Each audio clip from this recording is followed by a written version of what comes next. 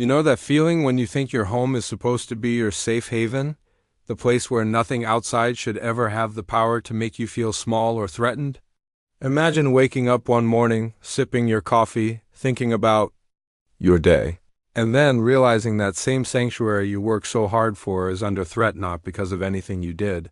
Not because you caused harm, but because of a tiny, seemingly insignificant complaint. And yet, that tiny spark somehow grew into a firestorm that threatened to take your home away entirely. That's exactly what happened to me. And it all started with something I never imagined could cause so much chaos. It was a typical Tuesday, the kind where the world feels like it's moving at a comfortable pace and you have your own little bubble of peace. I had just finished mowing the lawn, my dog was happily running in the yard, and I was thinking about finally relaxing for the evening. Then I noticed the envelope sitting on my porch. I didn't recognize the return address. It had that official, feel bold letters, intimidating language, the kind of thing that instantly sets your stomach on edge. I tore it open and froze. The letter was from my Homeowners Association. Now, let me pause here. You may have heard stories about HOAs being strict, maybe even overbearing. You may have laughed at some of the absurd fines or rules online. But nothing could have prepared me for the level of control they were attempting to assert. The letter stated that a neighbor had filed a complaint about my lawn. My lawn? The problem? According to them, it was slightly overgrown.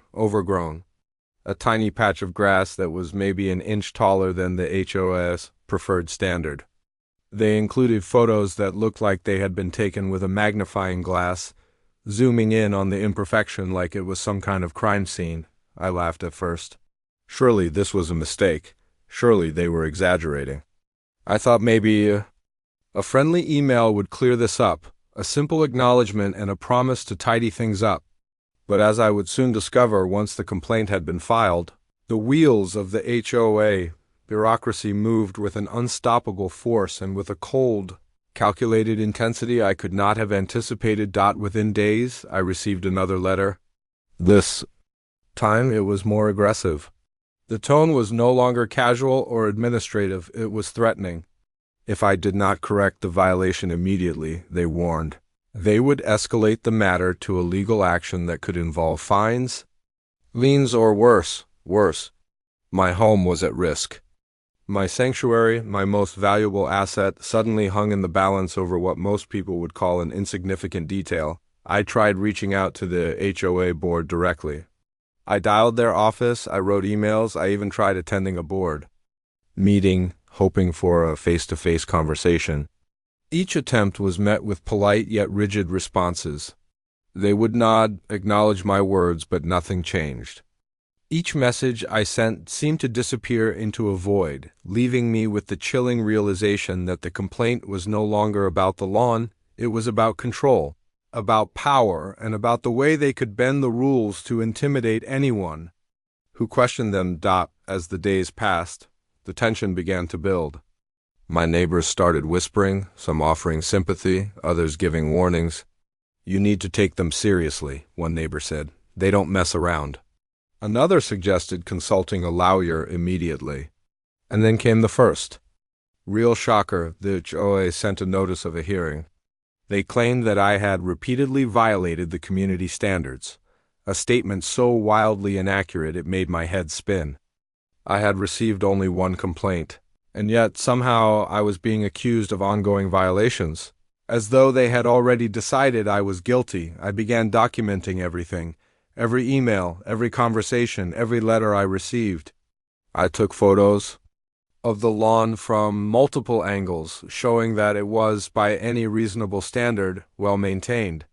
But the more I prepared, the more I realized something deeply unsettling. This was not just about rules or standards.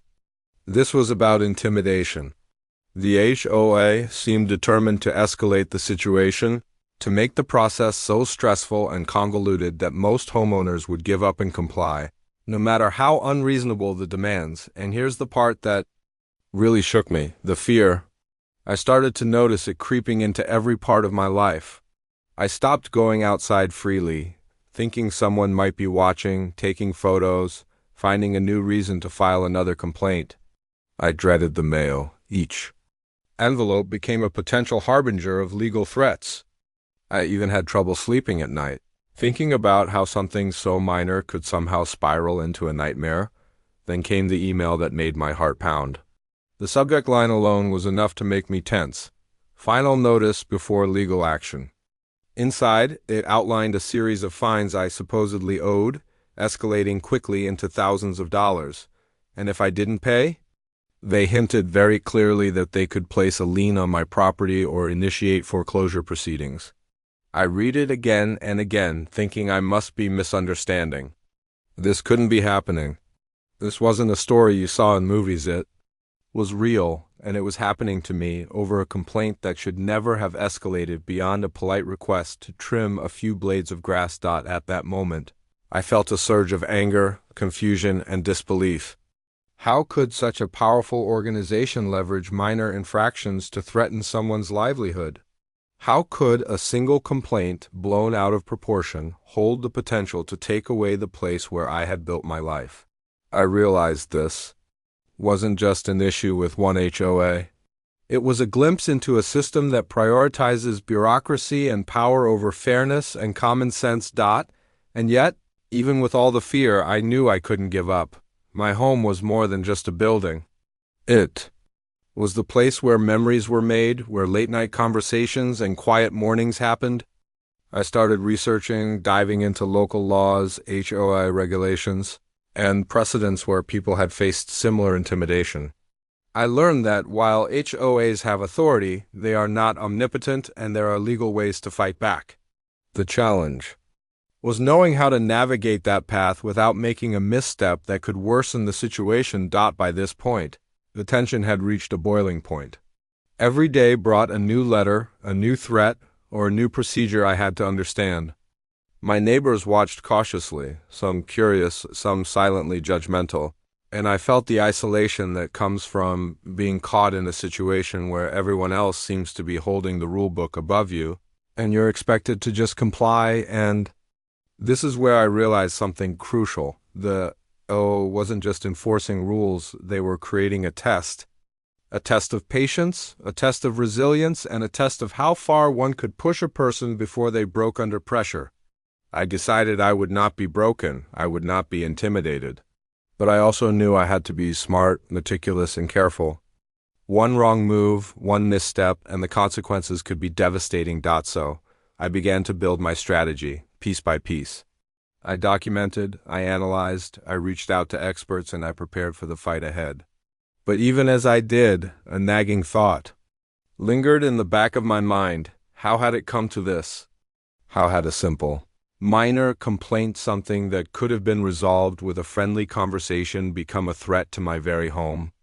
That question haunted me as I looked at my lawn, at the pictures, at the letters, and at the looming possibility that my world could be turned upside down by something so trivial. By the end of that first week, I understood one undeniable truth. I was in a battle I never signed up for, against an institution that seemed willing to do whatever it took to assert its power. And as I stared out at my lawn, at the house I loved, at the place that had always been my refuge, I realized that this story was far from over. What had started as a minor complaint had evolved into a confrontation that would test everything I knew about fairness, authority, and the lengths a person would go to protect what's theirs. And that's when I knew this fight would define the next chapter of my life, whether I wanted it to or not. The next morning I woke up to another letter waiting on my porch. My heart sank before I even saw the envelope. By now, the pattern was clear. Every time I thought things might calm down, the HOA would hit me with something new, more rules, more fines, more pressure. And each letter was carefully designed to make me doubt myself, to make me feel like I had already lost before the fight even began. I unfolded the paper and scanned the contents. This time they were claiming I had ignored previous warnings, that my lawn continued to violate community standards, and they demanded immediate compliance or else face legal action. I took a step back and tried to breathe. The absurdity of it all was overwhelming. How could one tiny patch of grass turn into a legal threat capable of jeopardizing my home?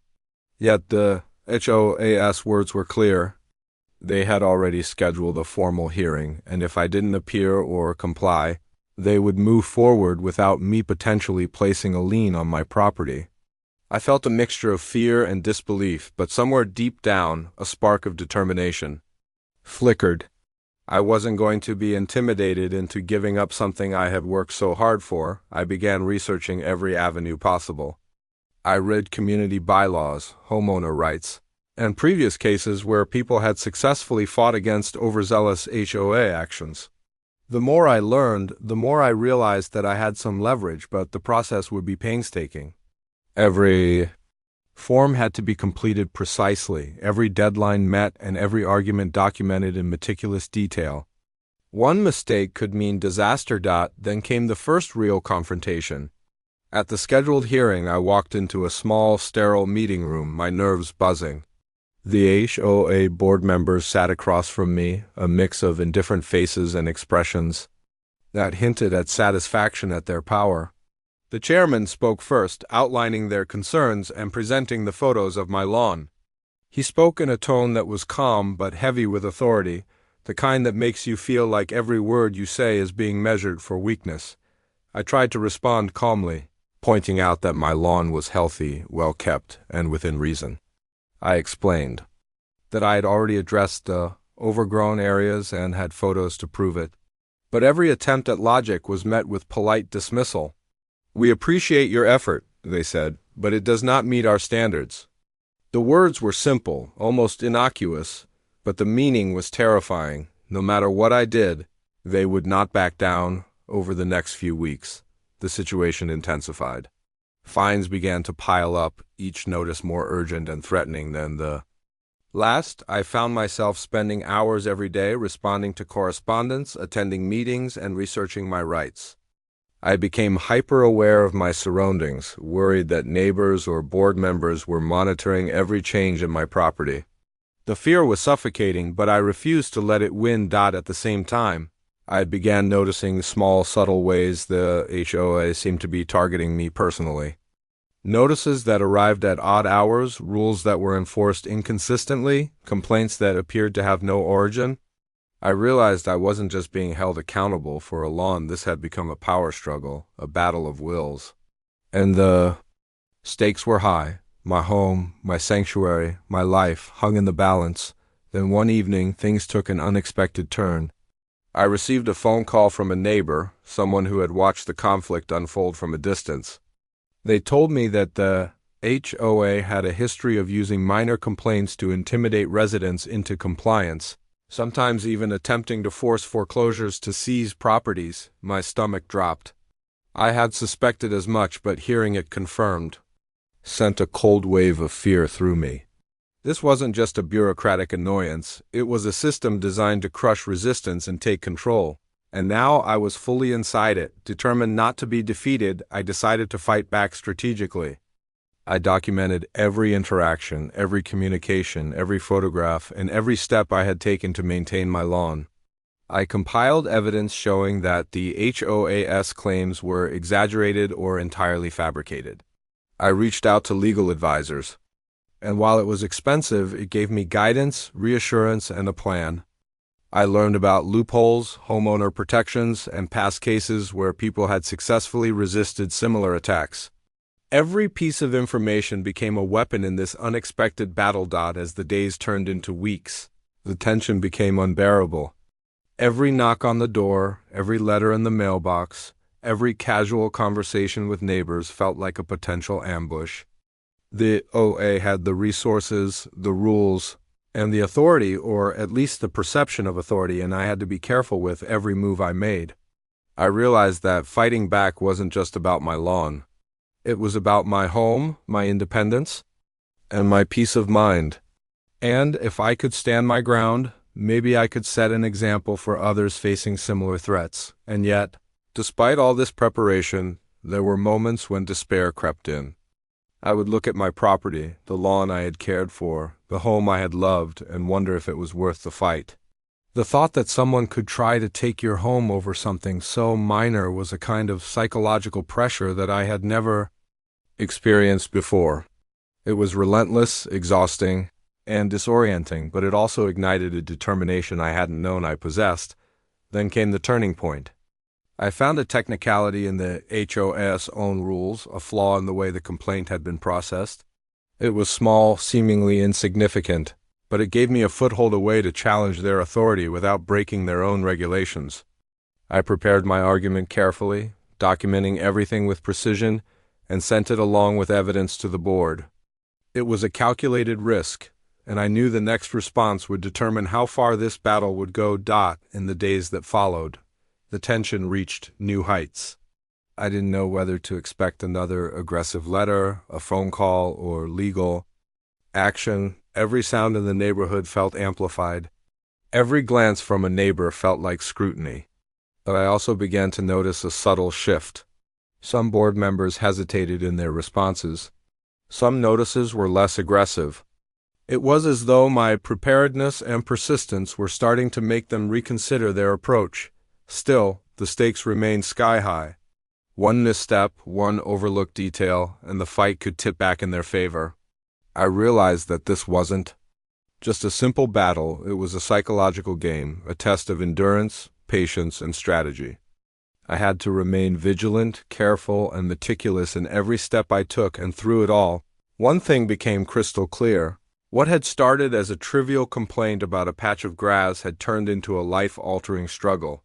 This wasn't just about the lawn. It was about justice, about standing up against authority that had overstepped, and about protecting the home that represented everything I had built. By the end of this chapter, I had learned a powerful lesson. No battle is too small when it threatens something that truly matters.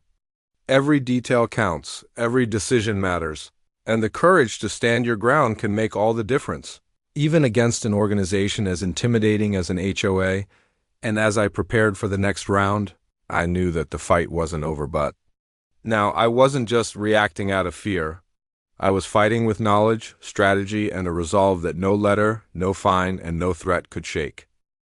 The days leading up to the final hearing felt like the longest of my life.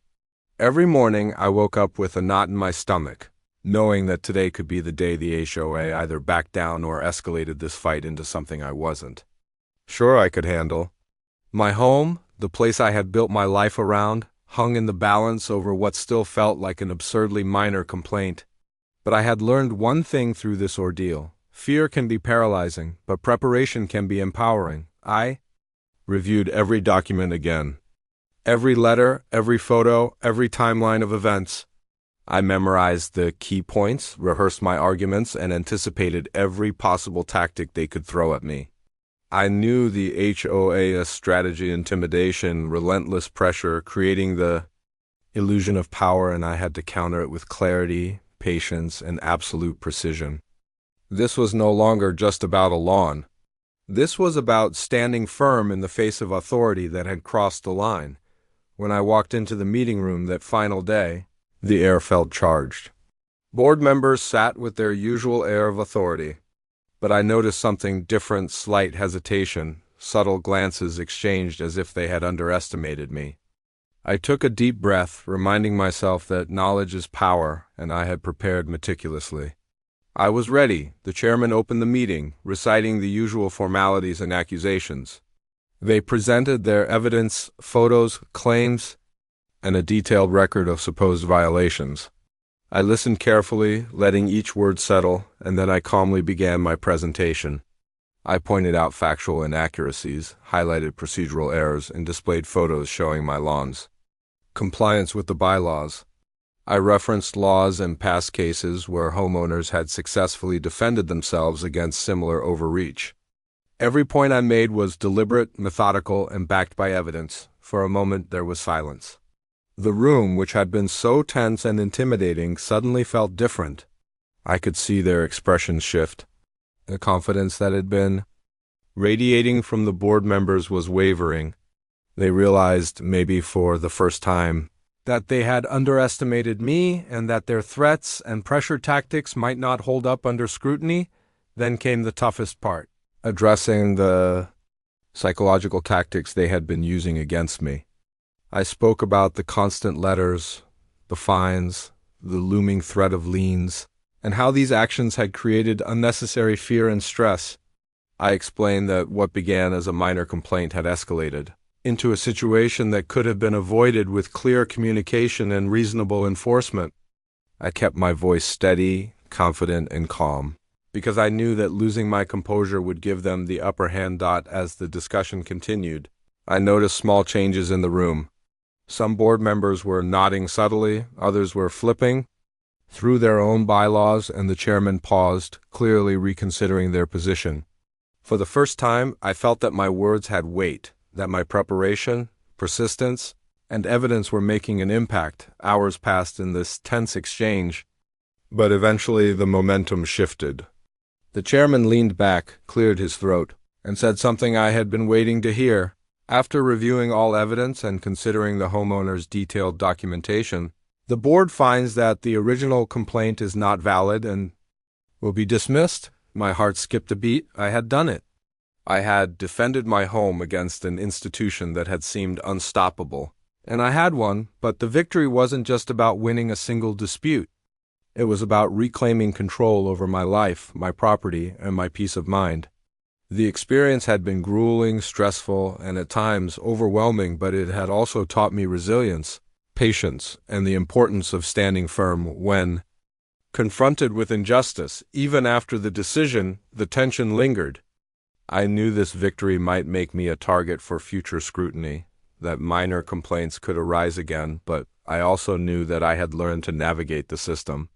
I had discovered that documentation, preparation, and unwavering calm can turn fear into power, and that even when facing institutions that seem inflexible, there is a path to justice if you are willing to fight strategically. In the days following the hearing, I began sharing my story with neighbors and other homeowners who had faced similar intimidation. Many had quietly suffered under HOA pressure, afraid to challenge authority. But my experience became a source of encouragement, a reminder that it is possible to push back and protect what is rightfully yours. I realized that speaking up wasn't just for me, it was for everyone who had felt powerless in the face of overwhelming rules and arbitrary enforcement. And as I stood in my yard, looking over the lawn that had been the center of so much conflict, I felt a sense of peace I hadn't known in months. The grass was just grass, the house was still mine, the neighborhood was still my home. What had once felt like an unbearable weight now seemed like a testament to perseverance. Every stressful letter, every tense meeting, every moment of fear had led to this victory, not only over bureaucracy but over the anxiety and doubt that had threatened to consume me. This experience also left me with a deeper understanding of human nature and systems of power. I realized how easily authority can be misused, how small rules can be twisted into tools of intimidation, and how crucial it is to know your rights and assert them. But beyond that, I learned something more personal: the importance of standing firm, trusting yourself, and refusing to let fear dictate your choices. That lesson is far more valuable than any lawn, any home, or any financial asset. In the end, the HOA didn't win. They couldn't take my home, they couldn't intimidate me into submission, and they couldn't erase the sense of empowerment that came from facing a system designed to be daunting and emerging victorious. And as I look back, I understand that this story isn't just about a lawn or a complaint. It's about courage, persistence, and the understanding that even in situations that feel hopeless, there's always a way to reclaim control. So if you ever find yourself facing an overbearing authority, remember this: knowledge is your weapon, patience is your ally, and persistence is your shield. Fight strategically, document meticulously, and never let fear dictate your actions. Because sometimes the smallest spark of resistance can ignite a force that cannot be ignored, and that force might just protect everything you hold dear. Standing there, looking at my home, I knew one thing for sure. I had not only defended my property, I had defended my peace, my dignity, and my right to live without fear. That tiny complaint, which had threatened to spiral into disaster, became the story of a victory I would carry with me forever, a reminder that no system, no institution, and no intimidation is bigger than your courage when you choose to stand your ground. And with that, the chapter closed. The house remained mine, the lawn remained my own, and the lesson was clear. Sometimes, the fight isn't about the lawn, the rules, or the fines. It's about claiming your right to live on your own terms and never letting anyone take that away from you.